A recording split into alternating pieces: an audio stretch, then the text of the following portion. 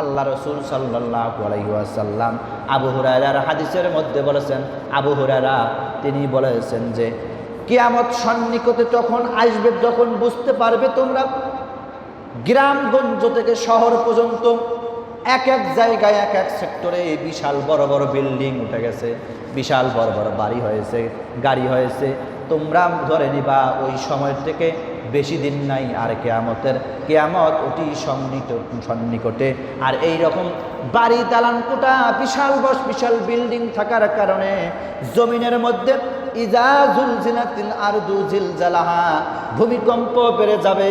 এই ভূমিকম্পের কারণে গোটা পৃথিবী থেকে 2/3 মানুষ পৃথিবীর জমিন থেকে বিদায় নেবে, দুনিয়ার জমিন থেকে মানুষগুলো বিদায় নেবে অর্থ সম্পদের কারণে। এত অর্থ সম্পদ সে অর্জন করেছে, কোথায় রাখবে? বিশাল বিল্ডিং দিয়েছে। এই বিল্ডিং এমন একটা সময় চলে আসবে, আপনি ঘরের মধ্যে শুয়ে আছেন, ভূমিকম্প আসবে, ওই বিল্ডিংটাকে ঝাঁকয়া দিয়ে আপনাকে ওই বিল্ডিংয়ের ভেতরে কবর রচনা করবেন কে?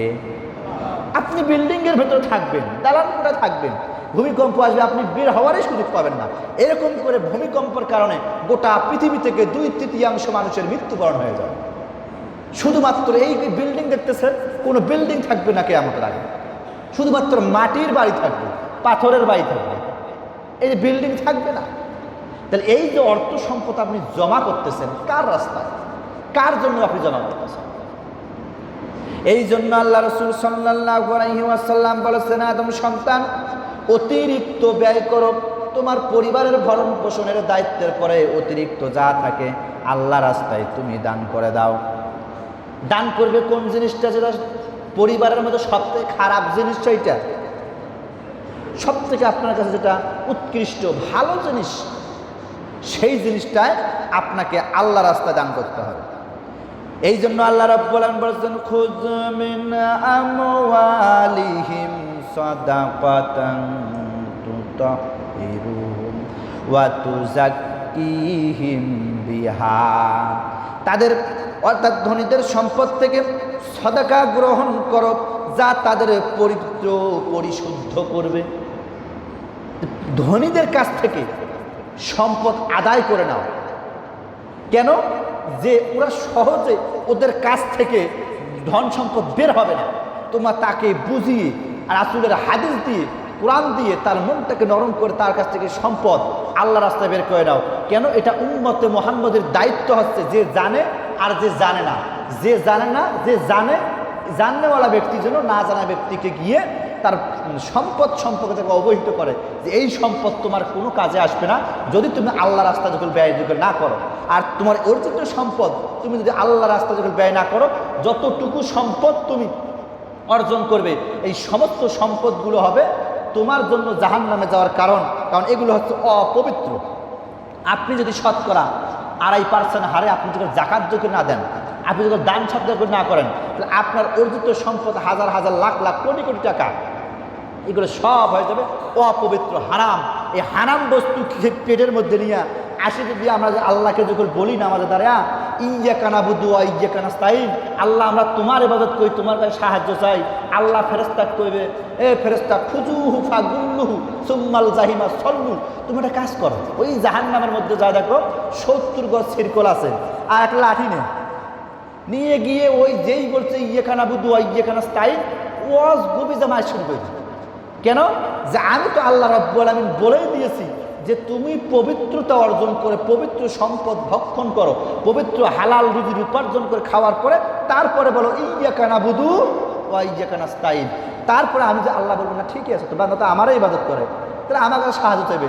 তখন আমরা আরো তখন আল্লাহ বলে কি চাইছে আর বলতো, তখন আমরা বলি আল্লাহ ইহদিনাস সিরাতাল মুস্তাকিম, আল্লাহ তুমি আমাকে সহজ সরল সঠিক পথের দিশা দিয়ে দাও।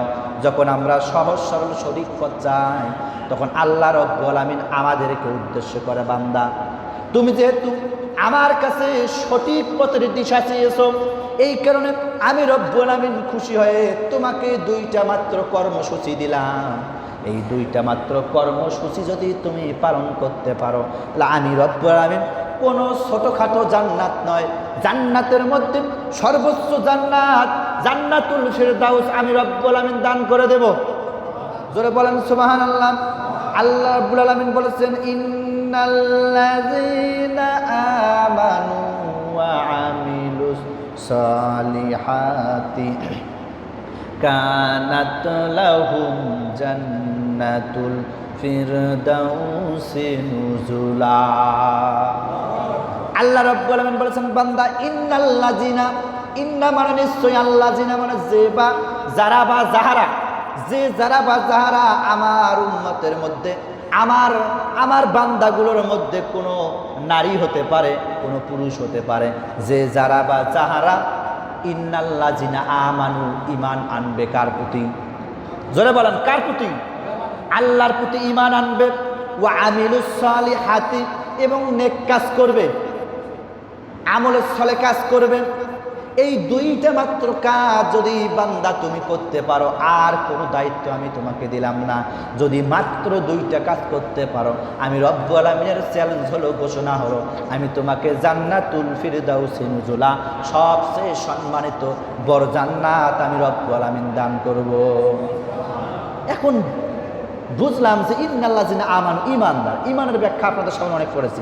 ওয়া আমিলুস সলিহাত, সলিহাত মানে কি? ভালো কাজ, ভালো কাজ, ভালো আমল। ভালো কাজটা কি?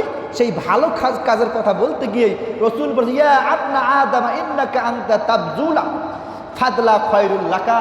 এই ভালো কাজের মধ্যে অন্যতম একটা ভালো কাজ, তোমার পরিবারের ভরণ পোষণের দায়িত্বকে তুমি গ্রহণ করার পরে যা অর্জিত সম্পদ অতিরিক্ত থাকবে, তোমার ওই অর্থটুকুই তুমি আল্লাহর রাস্তায় দান করবে, এটাই হচ্ছে ভালো কাজ।